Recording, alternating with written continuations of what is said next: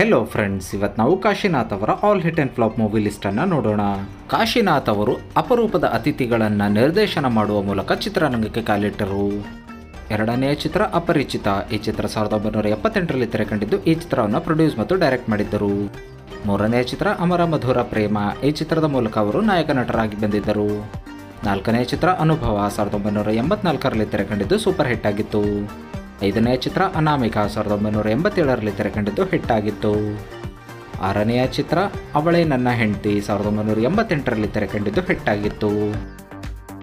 ಏಳನೆಯ ಚಿತ್ರ ಮಿಥಿಲೆಯ ಸೀತೆಯರು 1988ರಲ್ಲಿ ತೆರೆಕಂಡಿದ್ದು ಹಿಟ್ ಆಗಿತ್ತು. ಎಂಟನೆಯ ಚಿತ್ರ ಅನಂತನ ಅವಾಂತರ 1989ರಲ್ಲಿ ತೆರೆಕಂಡಿದ್ದು ಹಿಟ್ ಆಗಿತ್ತು.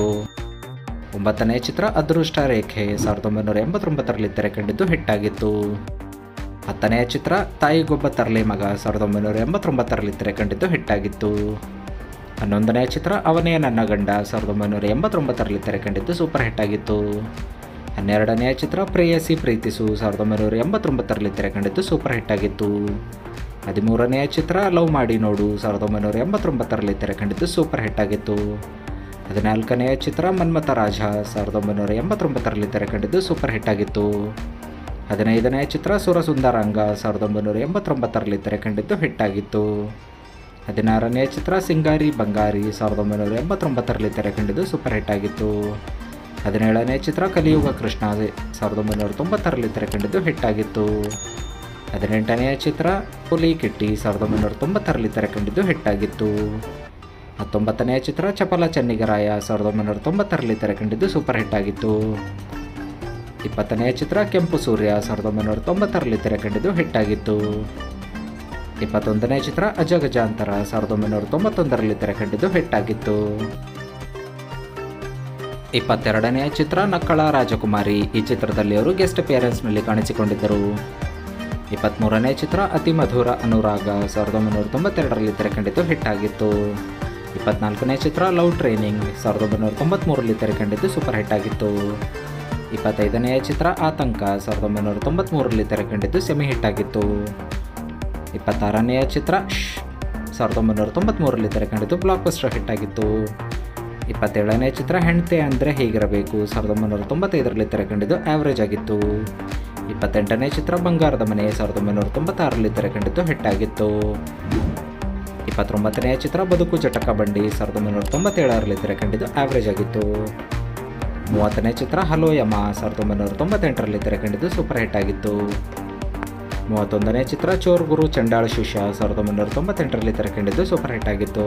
32ನೇ ಚಿತ್ರ ರಂಭೆ ಊರ್ವಶಿ ಮೇನಕೆ 1999ರಲ್ಲಿ ತೆರೆಕಂಡಿದ್ದು ಹಿಟ್ ಆಗಿತ್ತು. 33ನೇ ಚಿತ್ರ ಮೀಸೆ ಹೊತ್ತ ಗಂಡಸಿಗೆ ಡಿಮ್ಯಾಂಡ್ ಅಪೋ ಡಿಮ್ಯಾಂಡು 1999ರಲ್ಲಿ ತೆರೆಕಂಡಿದ್ದು ಹಿಟ್ ಆಗಿತ್ತು. 34ನೇ ಚಿತ್ರ ಸುಂದರ ನೀನು ಸುಂದರಿ ನಾನು 2000 ಇಸ್ವಿಯಲ್ಲಿ ತೆರೆಕಂಡಿದ್ದು ಫ್ಲಾಪ್ ಆಗಿತ್ತು. 35ನೇ ಚಿತ್ರ ಮಾವ ಮಾವ ಮದುವೆ ಮಾಡು 2000 ಇಸ್ವಿಯಲ್ಲಿ ತೆರೆಕಂಡಿದ್ದು ಆವ್ರೇಜ್ ಆಗಿತ್ತು. 36ನೇ ಚಿತ್ರ ಜಾಕ್ ಪಾಟ್ ತೆಲುಗು 2001ರಲ್ಲಿ ತೆರೆಕಂಡಿದ್ದು ಹಿಟ್ ಆಗಿತ್ತು. 37ನೇ ಚಿತ್ರ ಕಚಗುಳಿ 2004ರಲ್ಲಿ ತೆರೆಕಂಡಿದ್ದು ಫ್ಲಾಪ್ ಆಗಿತ್ತು. 38ನೇ ಚಿತ್ರ ನಾರಿ ಮುನಿದರೆ ಗಂಡು ಪರಾರಿ 2004ರಲ್ಲಿ ತೆರೆಕಂಡಿದ್ದು ಫ್ಲಾಪ್ ಆಗಿತ್ತು. 39ನೇ ಚಿತ್ರ ಆಹಾ ನನ್ನ ತಂಗಿ ಮದುವೆ 2004ರಲ್ಲಿ ತೆರೆಕಂಡಿದ್ದು ಹಿಟ್ ಆಗಿತ್ತು. 40ನೇ ಚಿತ್ರ ಸೂಪರ್ ಅಳಿಯ 2004ರಲ್ಲಿ ತೆರೆಕಂಡಿದ್ದು ಹಿಟ್ ಆಗಿತ್ತು. 41ನೇ ಚಿತ್ರ ಮೂರ್ಖ 2005ರಲ್ಲಿ ತೆರೆಕಂಡಿದ್ದು ಆವ್ರೇಜ್ ಆಗಿತ್ತು. 42ನೇ ಚಿತ್ರ ಗಟ್ಟಿ ತಾಳಿ ಬಿಟ್ಟಿ ಮೇಳ 2006ರಲ್ಲಿ ತೆರೆಕಂಡಿದ್ದು ಫ್ಲಾಪ್ ಆಗಿತ್ತು. 43ನೇ ಚಿತ್ರ ಅಪ್ಪಚ್ಚಿ 2007ರಲ್ಲಿ ತೆರೆಕಂಡಿದ್ದು ಆವ್ರೇಜ್ ಆಗಿತ್ತು.